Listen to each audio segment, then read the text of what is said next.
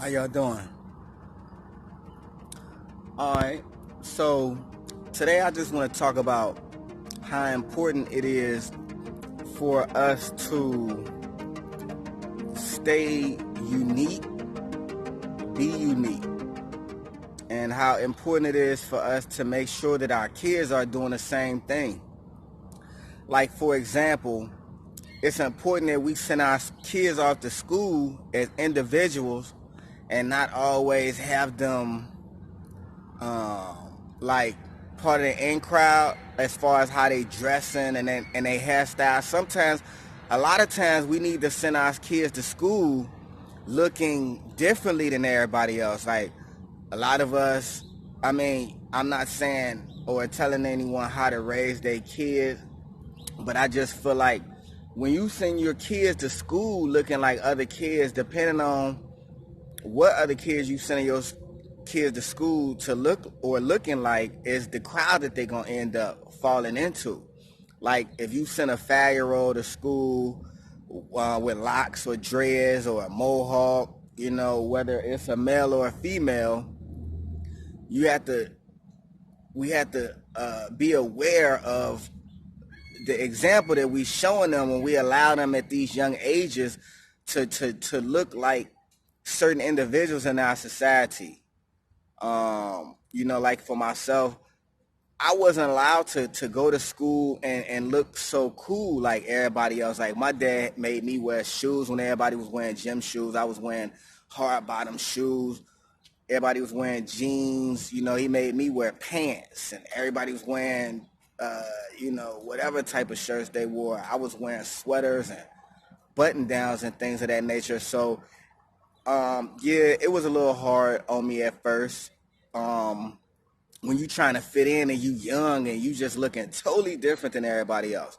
So, but as I got older, like into high school and things of that nature, I started to get compliments from all the adults, like the teachers and the staff of the school. So I really wasn't worrying about my peers or co-students at that point when I'm getting compliments from adults telling me that I'm on the right page in life, standing out and dressing like I'm going to be somebody one day, dressing like almost a mature adult, but I'm in a high school. So I began to really adapt to that style and the whole essence of looking like I'm going to be somebody and dressing the part and being unique and standing out from the crowd. So once I started to do that, it did something to me in my life period, because then I became a leader and not a follower. And I realized that I've been groomed to be a leader and not a follower. And so I stepped into that part, and I think that it's important that we send our kids off into school not to look like, your kid might be cool, but then you send your kid off with locks and dreads, and now they going to school hanging with the kids with locks and dreads who parents is wearing locks and dreads, and they're living a different lifestyle than your kid is living. But now they finna adapt to your kid and indoctrinate them, and now your kid is doing certain things that they wouldn't normally do, but because they're looking the part, they're being welcomed into crowds that you might not ordinarily want your kids to attend.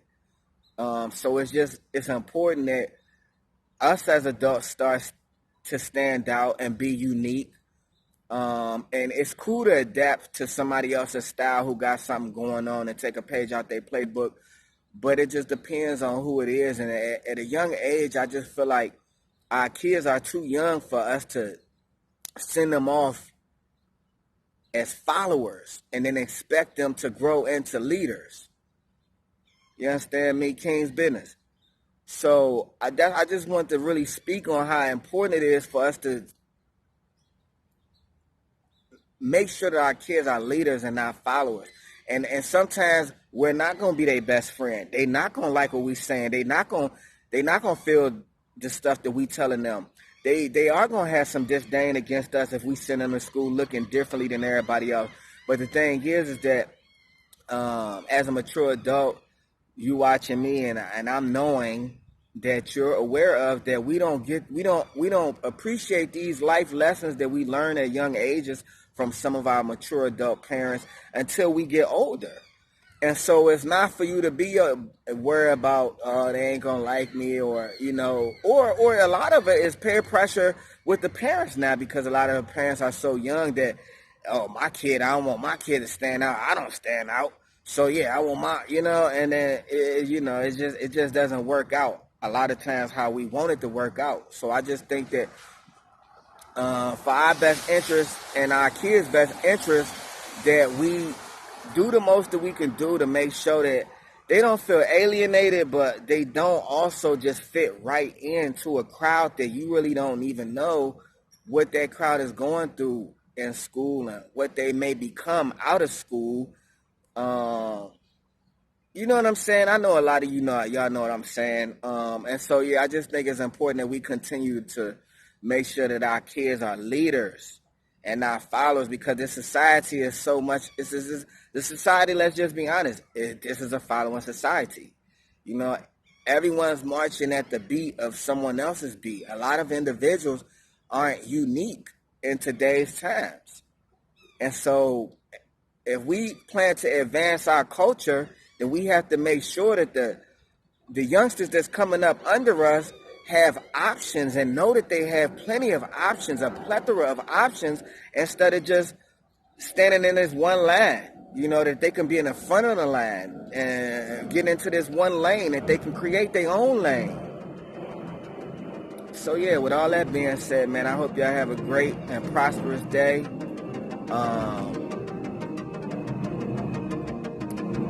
see y'all later, and I'll get with y'all on the next video. Y'all stay positive.